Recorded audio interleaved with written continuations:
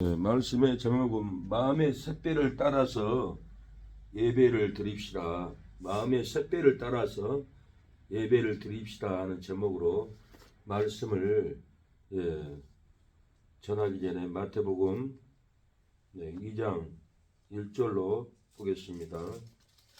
마태복음 2장 1절로 12절에 읽겠습니다. 헤롯 왕 때 예수께서 유대 베들레헴에서 나심에 동방으로부터 박사들이 예루살렘에 이르러 말하되 유대인의 왕으로 나시니가 어디 계시뇨?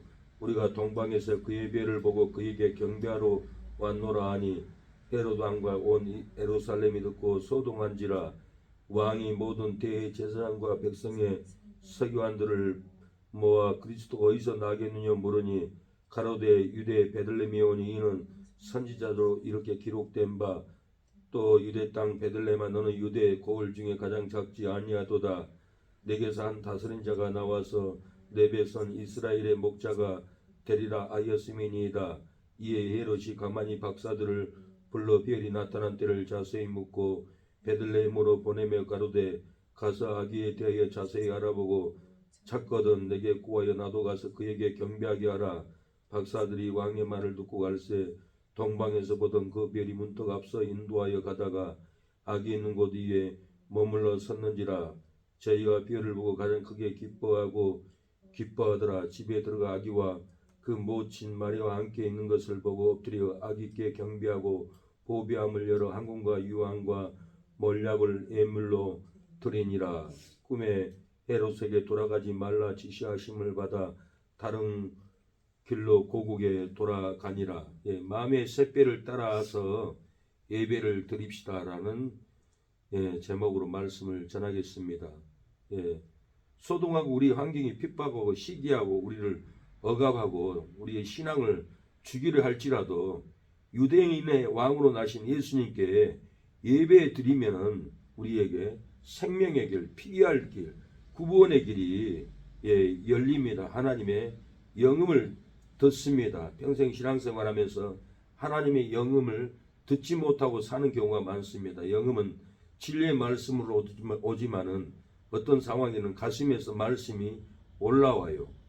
너는 이것을 해라 저것을 해라 이렇게 영음이 들려오고 오늘 본문 말씀을 통해서도 영음이 들려와서 사명을 감당할 수 있는 겁니다. 영음을 듣지 못하면 샛별을 가슴에 떠오르지 않으면 우리가 해야 할 일을 알지 못하고 세월만 까먹어요. 차인표 배우가 아프리카 선교를 갔습니다. 예배를 드리고 어린아이를 가슴에 안은데 하나님의 영음을 들었어요. 임페야 내가 너를 이곳에서 많은 세월을 기다렸단다. 너 이곳에 잘 왔다. 아프리카 선교를 하거라.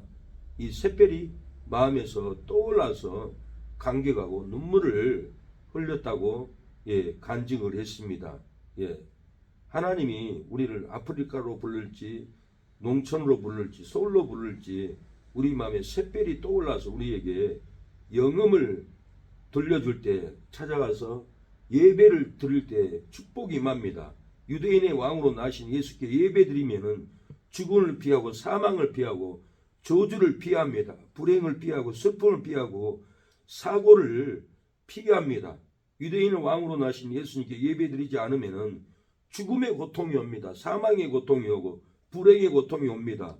슬픔의 고통이 오고 사고의 고통, 저주의 고통이 우리에게 찾아옵니다. 멀다고 예배드리지 않습니다. 바쁘다고 예배 드리지 않습니다. 피곤하다고 예배를 드리지 않습니다. 또 돈이 없다고 예배를 드릴 수 없다고 교회 못 온다라고 이렇게 말합니다. 서지사님은 돈이 없어요. 목사님 아들이 돈이 없으니까 교회 가지 말라고 그래요.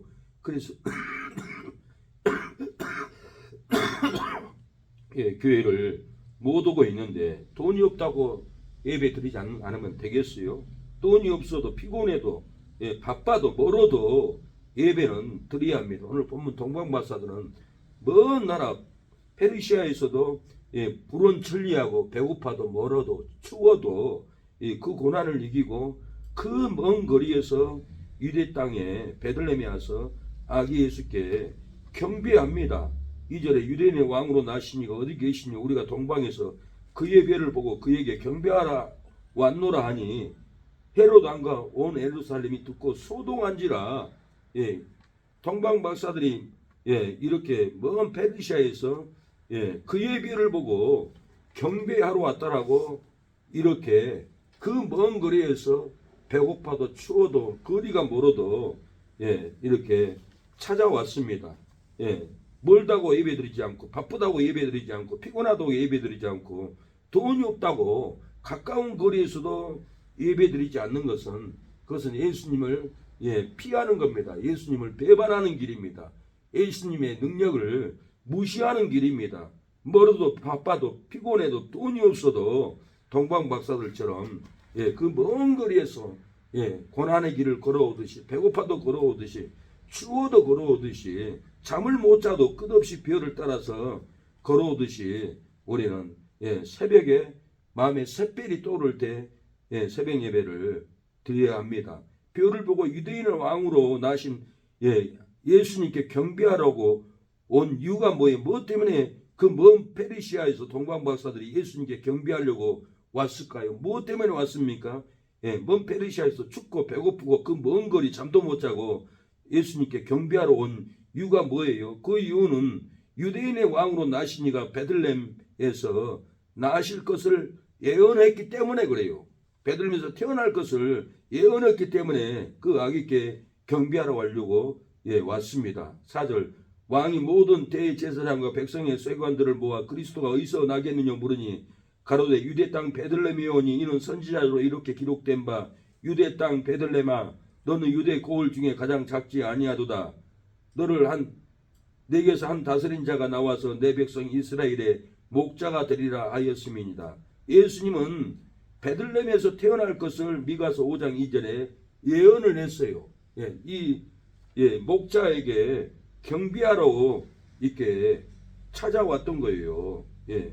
또 메시아의 별 뜨면은 유대인의 왕이 나실 것을 예언했기 때문에 그래요. 메시아의 별이 있어요. 메시아의 별이 오면은 바벨론 포로의 삶에서 유대인들을 해방해 줄 것을 믿고 바벨론 80년 70년 동안 유대인들은 하늘을 쳐다보고 살았어요.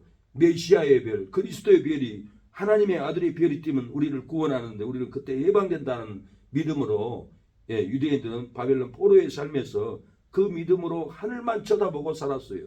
이때 동방 박사들이 유대인의 믿음을 받아들이고 별을 관측했다고 합니다. 관측하다가 별이 메시아의 별이 뜨니까 유대를 향해서 움직이니까 빨리 항공과 몰렸고 유양을 준비해서 나귀를 타고 동방 박사들이 유대를 향해서 그 별을 보고 왔어요.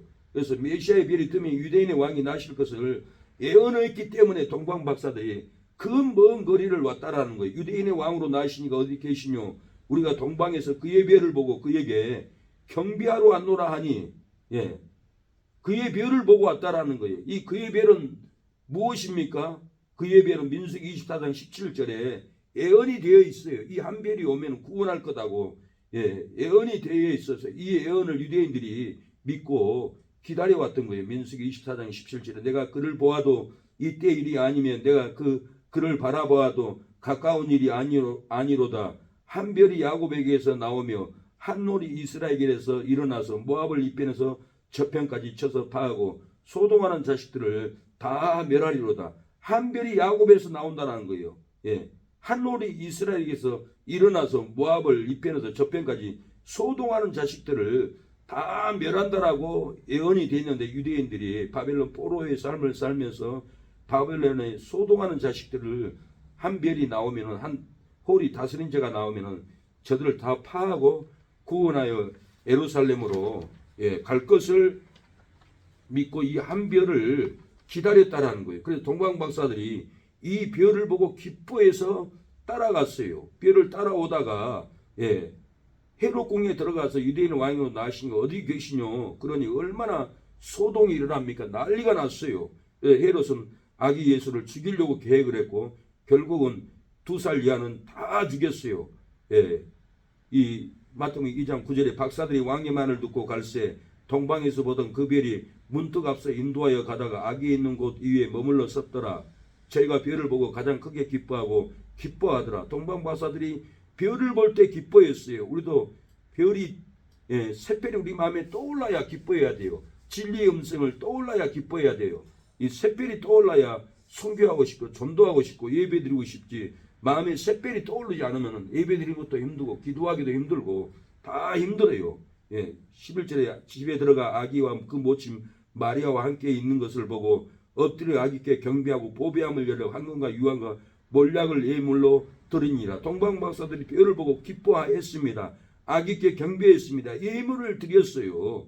우리도 샛별이 떠올라면 하나님께 교회 와서 예배를 드려야 돼요. 샛별이 떠올라야 돼요. 희망이 떠올라요. 희망의 샛별, 예배의 샛별, 부흥의 샛별이 떠올라야 됩니다. 이 샛별을 잃어버리면은 흑암의 길 갑니다. 사망길 갑니다. 베드로후서 1장 19절 또 우리에게 더 확실한 예언이 있어 어두운 데 비치는 등불과 같으니 날이 새어 샛별이 너희 마음에 떠오르기까지 너희가 이것을 주의하는 것이 가아니라. 우리가 흑암에 있고 절망에 있고 사망이 있을지라도 기도하면서 우리 마음에 샛별이 떠오르게 해주세요. 은혜의 샛별, 구원의 샛별, 부흥의 샛별, 비전의 샛별이 떠오르도록 우리는 기도하고 기다리면 때가 되면은 샛별이 떠오릅니다. 예배드리라 하는 샛별이 떠오르고 전도해라는 샛별을 드리고 떠오르고 구제해라 선교해라는 샛별이 떠오를 때 우리가 헌신하면은 놀라운 역사가 부흥의 역사가 일어납니다. 샛별이 마음에 떠오르면 순종하고 우리가 따라가야 합니다. 별을 따라서 유대인의 왕에게 경배한 동방박사들은 무슨 복을 받았습니까? 꿈에 피할 길을 받아서 다른 길로 꼬우게 돌아가서 죽지 않았어요. 그래서 꿈에 헤롯에게 돌아가지 말라 지시하심을 받아 다른 길로 꼬우게 돌아가니라. 샛별을 보면은 순종하면은 다른 길로 피할 길, 구원의 길로 우리를 인도해 줄 줄로 믿습니다. 피난길, 생명의 길로 인도해 줄 줄로 믿습니다. 하나님 아버지 은혜를 감사합니다. 오늘 또 우리에게 샛별이 떠오르게 하심을 감사합니다.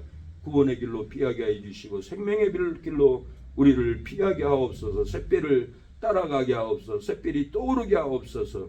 예수님의 이름으로 기도합니다. 아멘. 기도하고 갑니다. 주여 아버지 샛별이 떠오르게 하옵소서. 구원의 샛별, 생명의 샛별이 떠오르게 하옵소서.